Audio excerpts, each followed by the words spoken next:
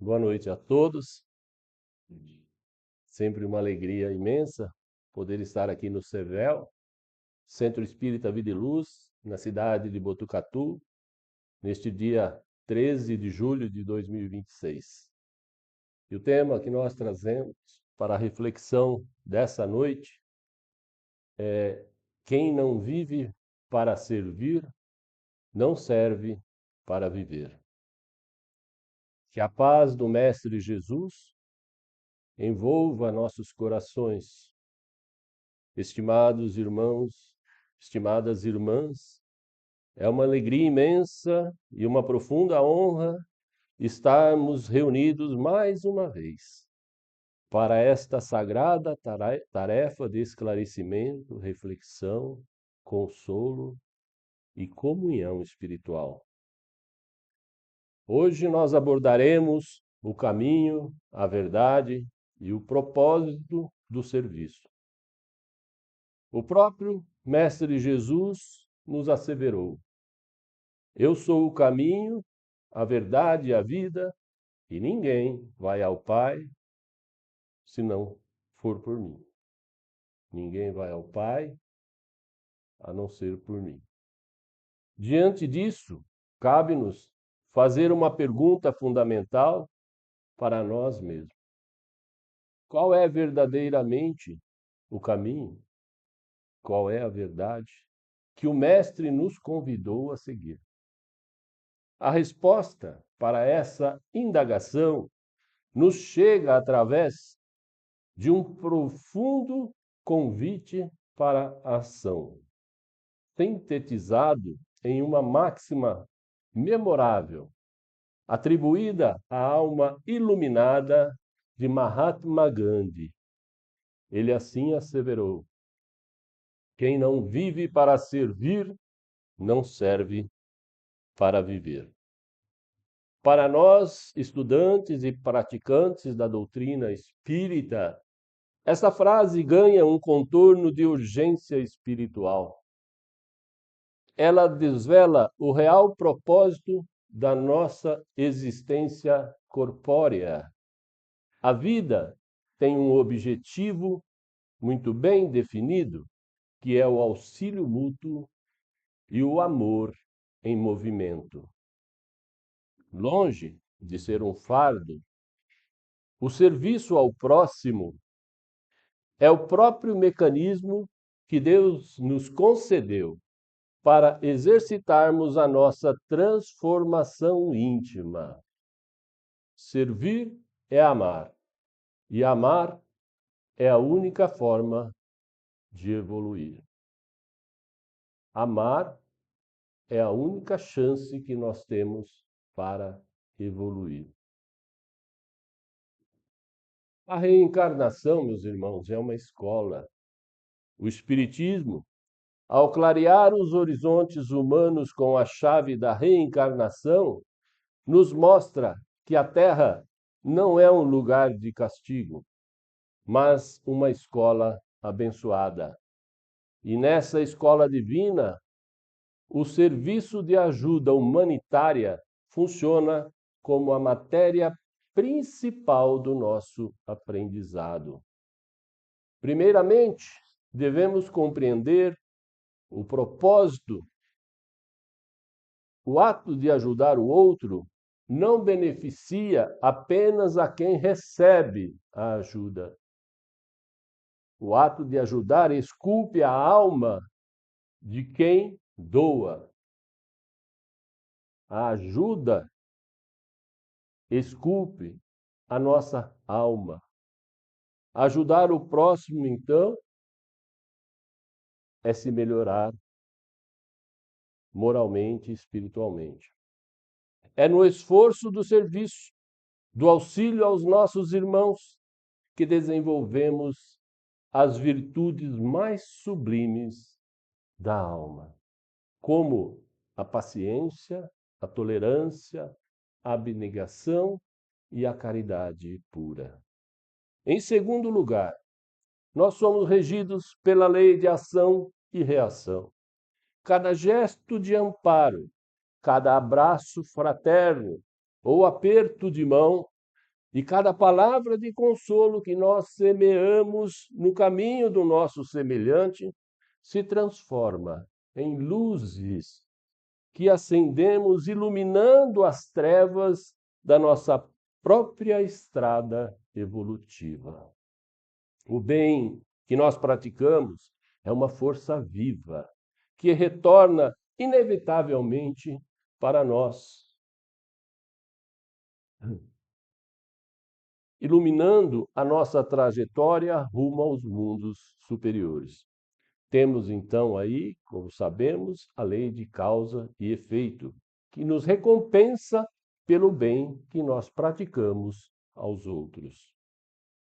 Para ilustrar a realidade do servir e ser servido, convido-os a pensar em um exemplo muito simples e prático do nosso cotidiano. Vamos pegar um exemplo bem atual. Estamos em dias de Copa do Mundo. Então vejamos um exemplo em uma equipe de futebol. Se em campo alguns dos jogadores decidirem não recuar para ajudar a defesa, ou então reter a bola apenas para si, recusando-se a passá-la ao companheiro melhor posicionado, o time inevitavelmente irá perder a partida. Então, o que popularmente se denomina jogar em equipe nada mais é do que a prática do servir e ser servido.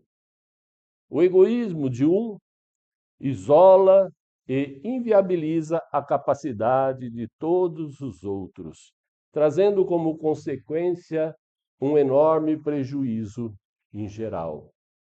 Na grande jornada da vida, o mecanismo é rigorosamente o mesmo de uma equipe de futebol. Se nos recusarmos a colaborar com o progresso comum, ou seja, dos outros, e nos recusarmos a estender a mão para os demais, perdemos o próprio sentido do que é viver em sociedade. Como bem destaca o estimado médium Divaldo Franco, o egoísmo é uma chaga social que mais atrasa a evolução espiritual da Terra. Fomos feitos para a cooperação mútua e nunca para o isolamento. Observemos também a natureza e o Criador como modelos de serviço constante e silencioso. Se nós olharmos ao redor com os olhos da nossa alma, perceberemos que nós existimos por obra e graça de Deus, nosso Criador Supremo, cuja característica essencial é a de um Pai que não cessa de servir as suas criaturas. Se a nossa civilização terrena, apesar de todas as suas imperfeições, ainda não se autodestruiu, isso se deve substancialmente ao serviço contínuo e silencioso e também amoroso de tantos corações anônimos de espíritos superiores que escolheram reencarnar conosco e serem aqui na Terra os tentáculos de Deus a serviço do mundo em que vivemos. Toda a natureza visível é um hino vivo de serviço ao planeta. Serve a nós o vento, que refresca os dias de calor e que empurra as nuvens. Serve também as nuvens, que cruzam o céu, escolhendo onde vai desaguar as águas. Serve a chuva que limpa as impurezas do ar e que fecunda o solo crestado. Tudo no universo trabalha de forma silenciosa e incessante, gerando as santas metamorfoses que dão vida, fortaleza e equilíbrio a tudo o que existe. Até mesmo esse templo que habitamos temporariamente, ou seja, até mesmo o nosso corpo físico é uma testemunha desta verdade. O nosso corpo é formado por bilhões de células e milhões de pequenos corpúsculos que trabalham sem descanso 24 horas por dia. Pelos excessos constantes que nós impomos a esse nosso vaso carnal. Essa multidão de organismos se sacrifica se adaptando continuamente para garantir o pleno funcionamento do nosso organismo físico. Então, observemos, se até a matéria serve regiamente a nós espíritos, como é que podemos nós espíritos nos recusarmos a servir a Deus? Se a matéria nos serve o tempo inteiro como espíritos que somos, como nós espíritos podemos nos recusar a servir a Deus? Quando nós falamos em servir, estamos nos referindo ao legítimo espírito de serviço, aquele que foi integralmente inspirado no Evangelho de Jesus. O Mestre não nos deixou apenas palavras, ele deixou-nos o seu próprio exemplo vivo. Nas páginas sublimes do Evangelho de Lucas, capítulo 22, parágrafo 27, nós encontramos o Cristo a nos questionar com a natural doçura, dizendo: pois qual é o maior? Aquele que está à mesa para ser servido ou aquele que serve à mesa? Não é o que está à mesa.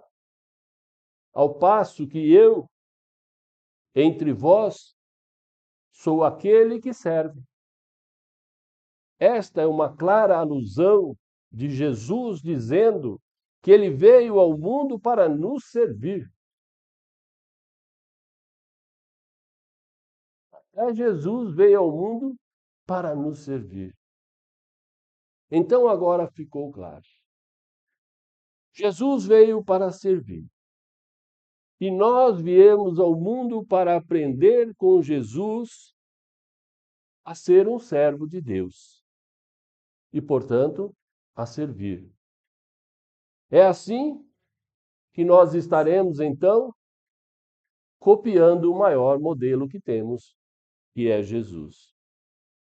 E lá também no Evangelho de Mateus 20, parágrafo 26, o nosso meigo Rabi reafirma a inversão de valores perante a contabilidade divina.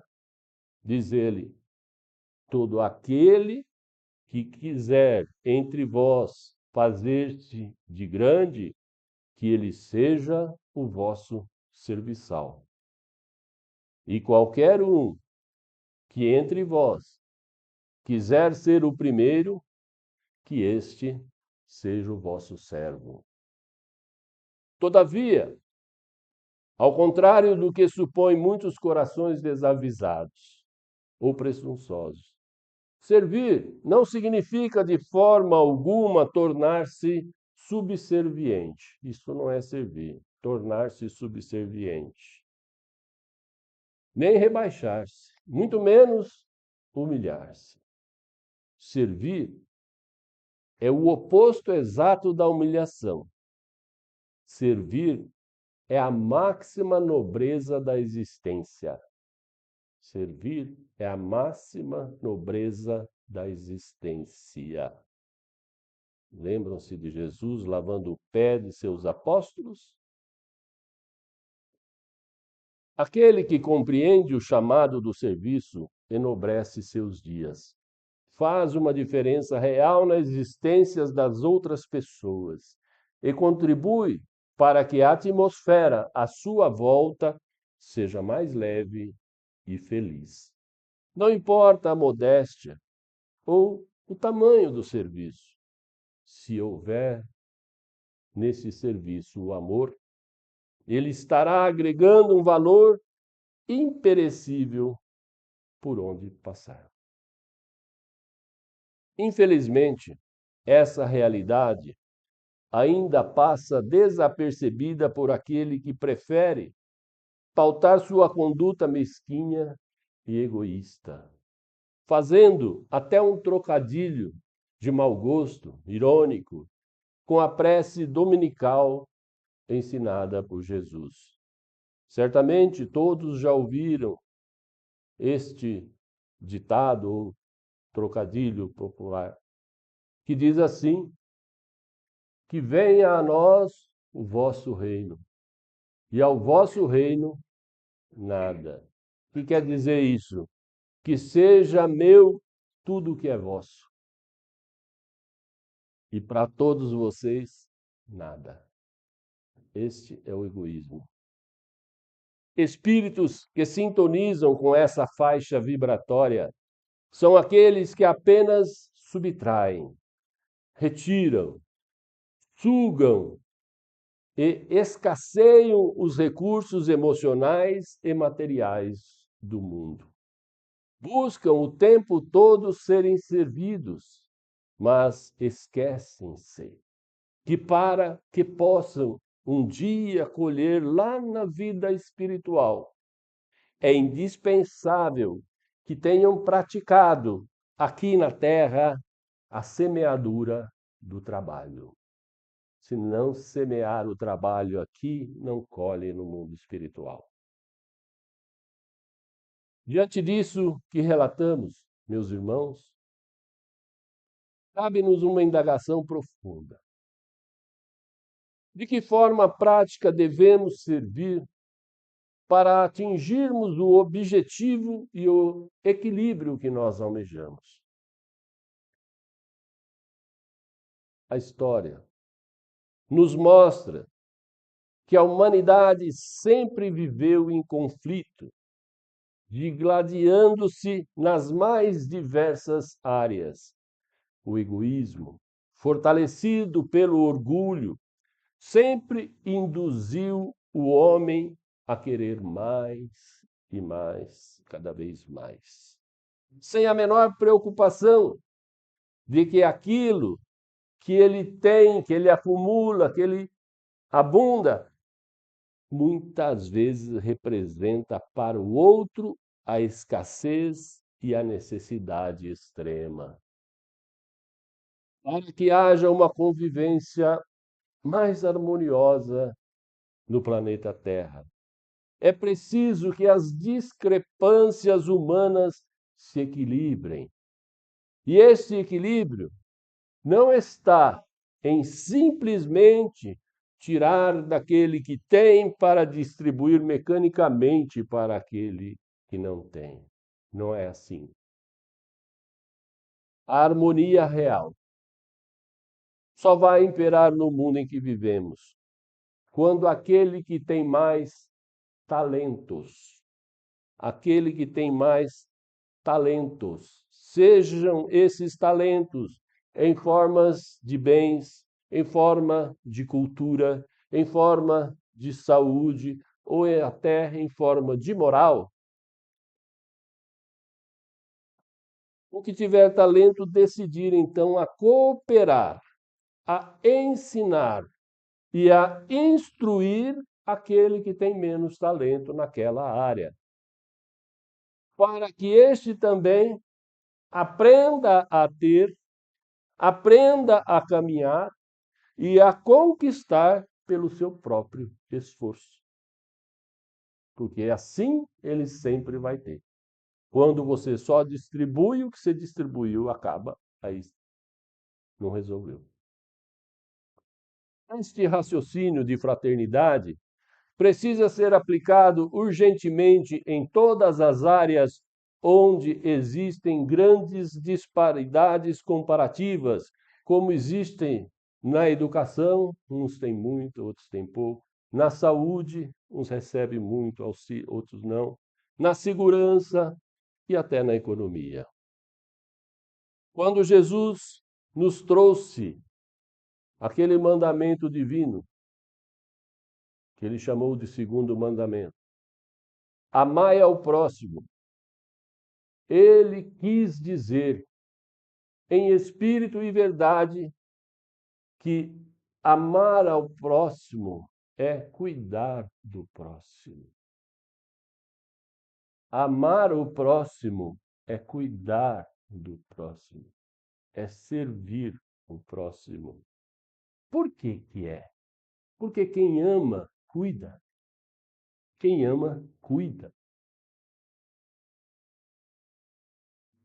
É aí que reside a beleza e a necessidade do serviço. A qualquer momento ou em qualquer lugar, seja dentro da nossa profissão, seja no recesso do nosso lar, ou no uso das nossas habilidades diárias no nosso trabalho, em meio àquilo que nós fazemos de melhor, nós sempre teremos a abençoada oportunidade de servir aquele que mais necessita. Se deixarmos de sermos apenas competidores ferozes, como nós sempre fomos, se deixarmos de ser apenas competidores ferozes e passarmos a ser servidores antes de tudo, se passarmos a sermos servidores em vez de competidores, nunca mais existirão irmãos caídos e pedindo socorro pelos caminhos por onde nós transitarmos. O Espiritismo nos ensina que a transição planetária é um fato.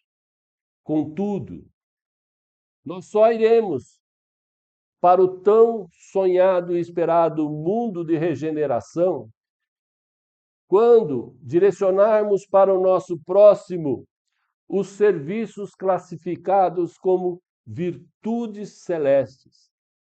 Serviços esses como a paciência, a tolerância, a indulgência, o perdão, o amor e a caridade ativa. Não há outro caminho. Não há outro caminho para evoluirmos.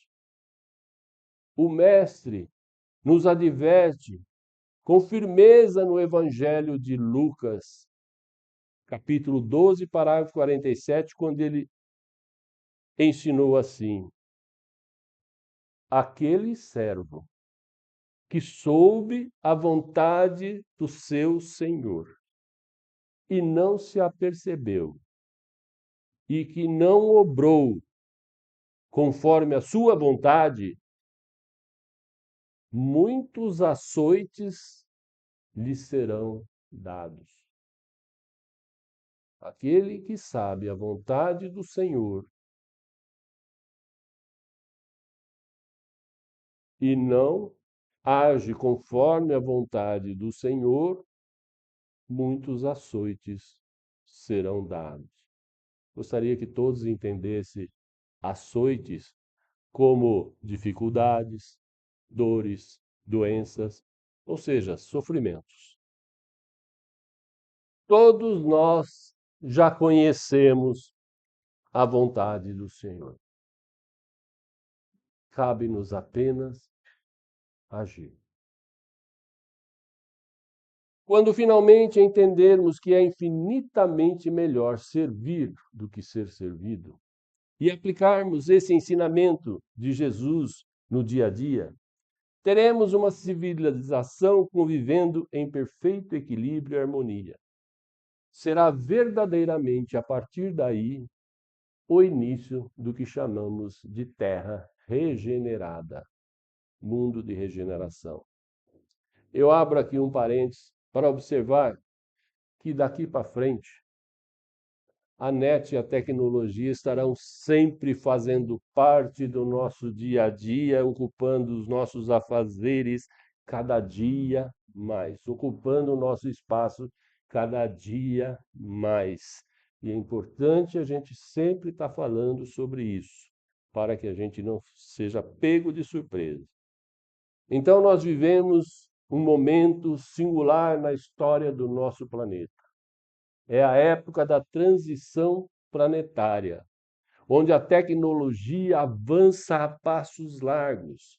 Nós necessitamos de tecnologias cada vez mais inteligentes, mais eficientes, para que nós possamos estar em condições de adentrarmos ao mundo de regeneração. Ok? Nós precisamos dessas novas tecnologias para podermos vivenciar um mundo de regeneração. Então, hoje, esses agentes de inteligência e os assistentes realizam tarefas complexas, eles otimizam o tempo e automatizam o processo que antes consumiam de nós horas e horas e até dias de serviço. Eles fazem em segundos, minutos. As mensagens que nós então trazemos aqui é um alerta, e é um alerta fraterno. Ela se refere ao perigo do isolamento, do o automatismo da internet. Ela pode ocupar o nosso tempo inteiro e a gente não fazer mais outra coisa que não seja isso. Não podemos permitir isso. Não podemos. Não podemos permitir que a facilidade dos algoritmos substitua o calor do afeto humano. Não podemos delegar a nossa sensibilidade para as máquinas. A inteligência artificial deve ser compreendida como uma ferramenta de libertação, para nos libertar, para nos dar mais tempo, e não como uma ferramenta de alienação, para nos prender, para nos ocupar o tempo inteiro. Então, se os agentes virtuais nos devolvem o tempo que antes nós nos ocupávamos para fazer aquilo, esse tempo que nós podemos chamar de tempo ocioso, ele pode ser recuperado com um destino nobre. Ele deve ser utilizado para o exercício da caridade viva.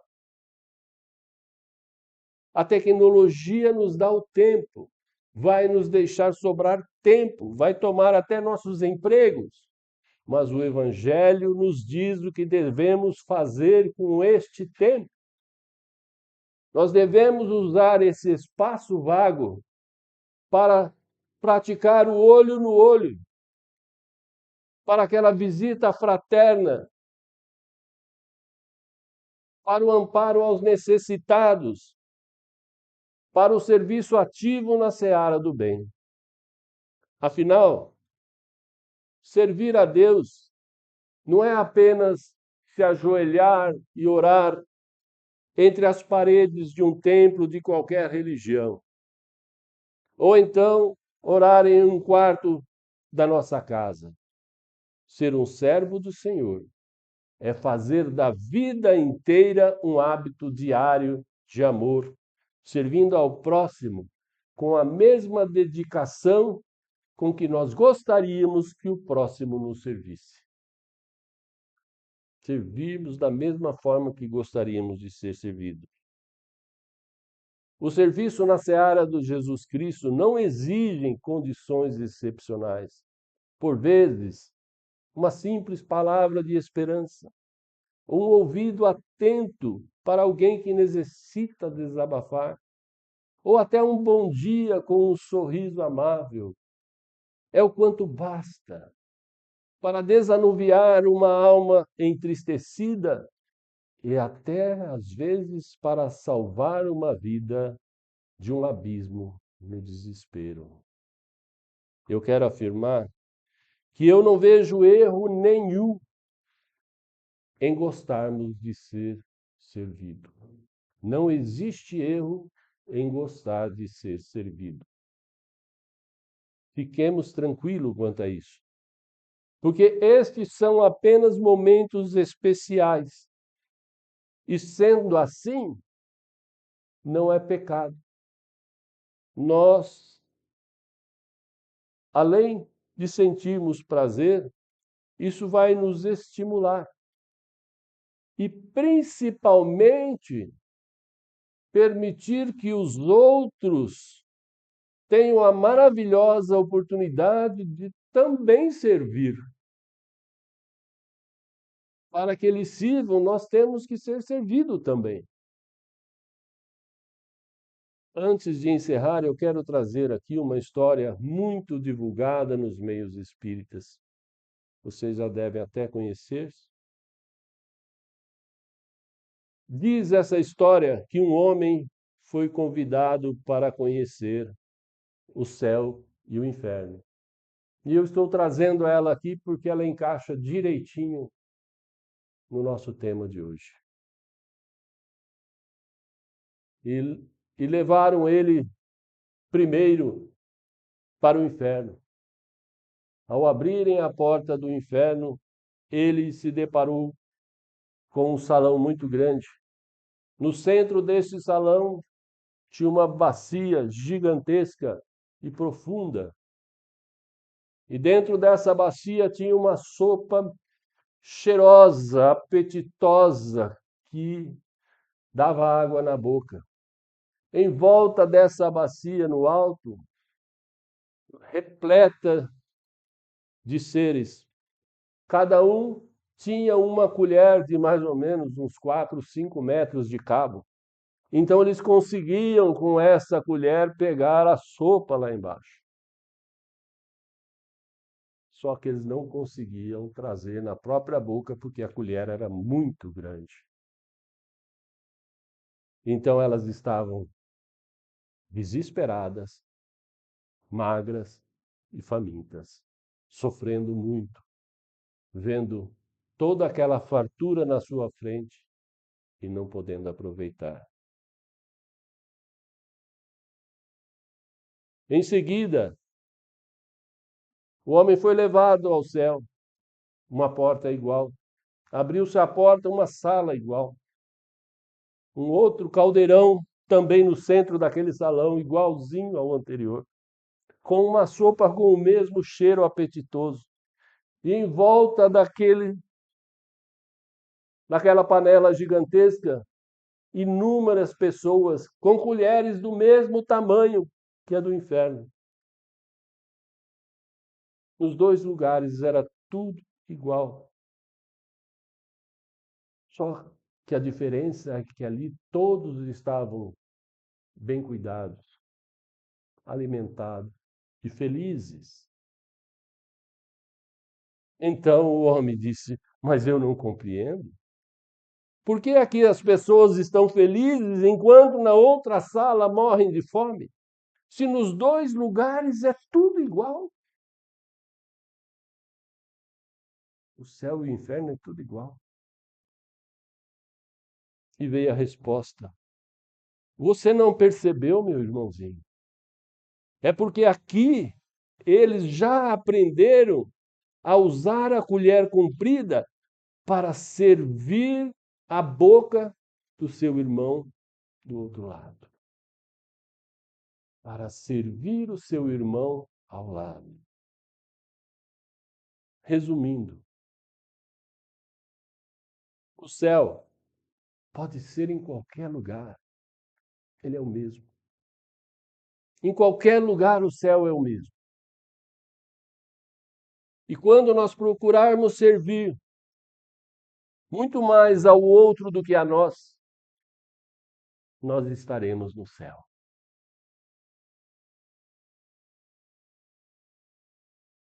E concluindo, meus irmãos, eu volto a reafirmar.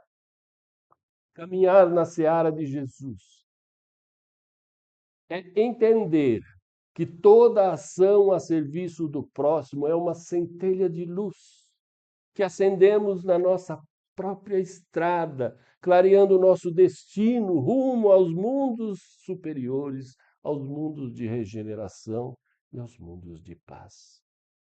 Ao retornarmos para os nossos lares nesta noite de hoje, que levemos no recesso da alma a certeza de que a utilidade é o selo da nossa fidelidade ao Criador. E para encerrar as nossas reflexões de hoje, eu deixo nos vossos corações uma verdade muito simples, que resume o roteiro do verdadeiro cristão. Se sentir no céu,